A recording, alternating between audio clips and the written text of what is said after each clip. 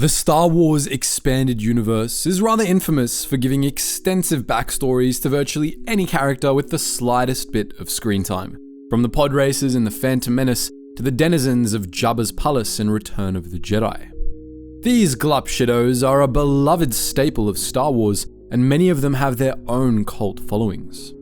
Few scenes better exemplify this phenomenon than A New Hope's introduction to the Mos Eisley Cantina, which became the focus of a short story anthology titled, fittingly, Tales from the Mos Eisley Cantina, which gave full-on backstories to characters with only a few seconds of screen time apiece.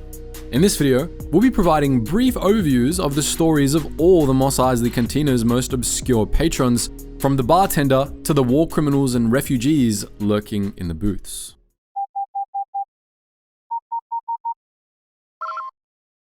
Attention, Sergeant on deck!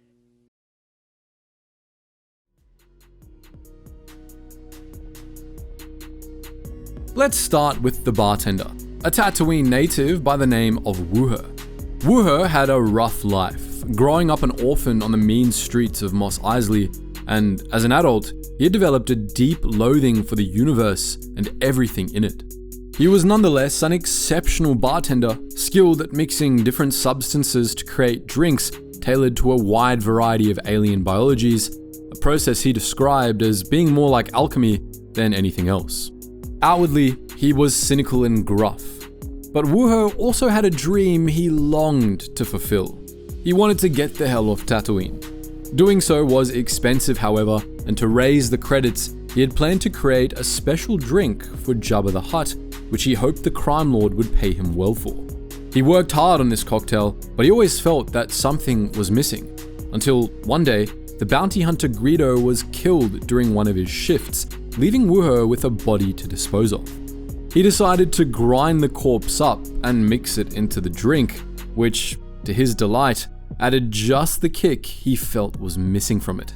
Probably the most recognizable background characters from the Cantina were Figrin D'an and the Modal Notes, the Bith band responsible for the Cantina's iconic jizz music. Membership in the band varied, but over the years, the Modal Notes consisted of Figrin D'an himself, Doik Nuts, Ikabel Gaunt, Liren Khan, Nalan Cheel, Sunil Aidi, Tek Moore, and Tedin Dahai. The band's leader, Figrin D'an, was not only a perfectionist who pushed his bandmates hard, but also a glitterstim addict and a compulsive gambler, which got the Modal Nodes into a number of bad spots. During the early Galactic Civil War, the Modal Notes agreed to an exclusive contract with Jabba the Hutt, but they soon got tired of playing at his palace and became wary of getting killed if the Hutt ever got bored of them.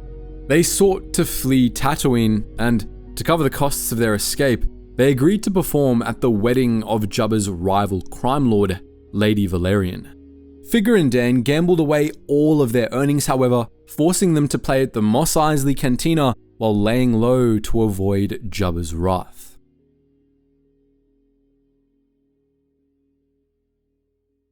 Of the less well-known background characters in the Cantina, a few were active enemies of the Empire. These included a pair of identical women seen at the bar, a pair of Mistral shadow guards named Shada Dukal and Carolee Dulin.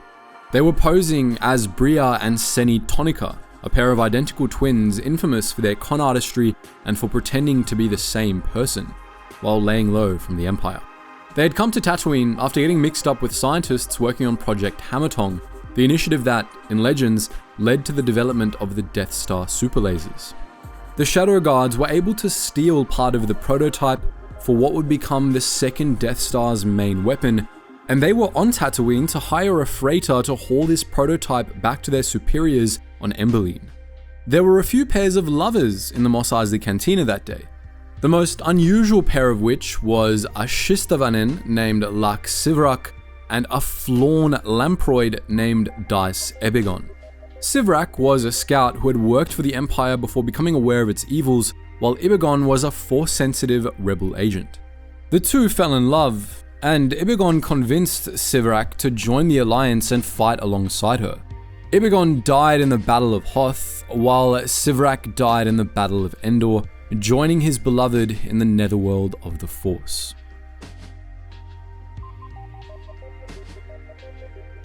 Another odd pair were the orphans Muftak and Kabe, who lived beneath one of Mos Eisley's docking bays and helped one another survive.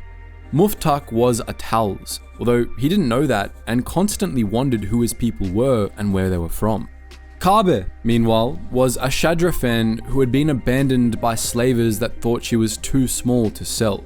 Muftak became an adoptive father of sorts for Kabe, and the two made a living as pickpockets and small-time thieves, with Kabe bringing the brains and Muftak bringing the brawn.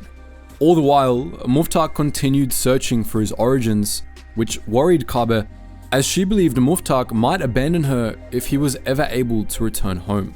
Muftak and Kabe were friends with another Cantina regular, an Ithorian exile named Momo Nadon.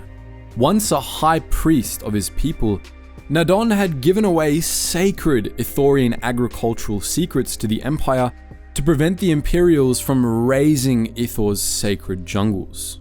Despite his noble motives, Nadon was exiled for this and he wound up on Tatooine.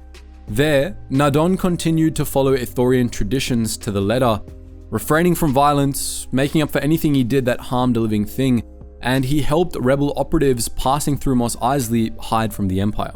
He built a secret garden in the desert, and he made sure to replant 2 plants for each one he harvested, in keeping with Ithorian tradition. Shortly before the Battle of Yavin, the Imperial Lieutenant Alimar, the same Imperial who had threatened to destroy Ithor's jungles all those years before, threatened Nadon's secret groves to blackmail him into helping the Empire track down R2-D2. Instead, Nadon let R2 and his caretakers escape, and then he falsely told Lieutenant Alimar's superiors that he had been told which hangar the rebel operatives were due to leave from 2 days earlier. To Nadon's horror, Alimar was executed on the spot for this. This ensured the safety of Nadon's gardens, but the Ithorians still felt guilty. He took 2 cell samples from Alimar's corpse, which he used to grow 2 clones of the man, in keeping with Ithorian harvesting traditions. One of the more recognizable background aliens from the Mos Eisley Cantina is a Deveronian with a devilish grin. He identified himself as Blubria, but he was actually Kardue'sai'Malloc, an infamous war criminal. Malloc had been a captain in the Deveronian army, and at the behest of Imperial commanders, his unit had defeated an army of Deveronian rebels in the city of Montelian Surat. After shelling the city into rubble, Malloc was ordered to move on to engage another rebel unit without leaving guards behind for prisoners from the first battle. He took this as doublespeak, ordering the prisoners to be executed, and he ordered the deaths of 700 unarmed prisoners who were all shot in cold blood. After this, Malloc was reviled as a war criminal among his people, and he fled to Tatooine to escape justice, although he was later apprehended by Boba Fett. In A New Hope, a single Jawa is seen hanging out in the Cantina alongside the off-world aliens. This was Het Nikik, a free-thinking Jawa who believed that his people were stronger than they gave themselves credit for, and who wanted them to fight harder against the Empire and their Sand People enemies. After a fellow Jawa, Het Nikik, was killed by stormtroopers shortly before the Battle of Yavin, Het Nikik decided to motivate his people to action by starting a one-man war against the Empire. When Luke Skywalker entered the Cantina, Het Nikik was having one last drink before going out to pick a fight with a squad of stormtroopers, only to realize, too late, that the Ranat thief Rigesk had stolen his blaster's power pack. Arguably the ugliest couple in the Cantina was Feltipern Trevag and Miyum Onith, a self-important Gotal tax collector and a Henemth seeking love, respectively. Onith had left her homeworld to see if a member of another species would be willing to marry her, and while most beings wouldn't exactly consider her attractive, Trevag was an exception. After a 2-week courtship, Onith asked him to marry her, and Trevag agreed, although the deceitful Gotal planned to sleep with her and then leave the next day. He had no idea that Henemth mating practices involved the female eviscerating the male with her razor-sharp tongue after mating, and he ended up learning about it the hard way. One of the less notable Cantina patrons, Danik Jericho, was a man to be feared. He was an Nzati, a member of a species that subsisted on the liquefied brain matter of other sentients, which they knew as soup. Jericho subsisted mostly on the soup of criminals and other undesirables who he believed wouldn't be missed. He was often hired by crime lords looking to have failed assassins disposed of. By the time of the Battle of Yavin, Jericho was over 1,000 years old, and he had gotten a bit choosy with his victims. He didn't just want any soup, he wanted a strong soup from a significant individual. That day in the Cantina, he set his eyes first on Obi-Wan Kenobi, then on Luke Skywalker, and then on Han Solo, but he was unable to get any of them.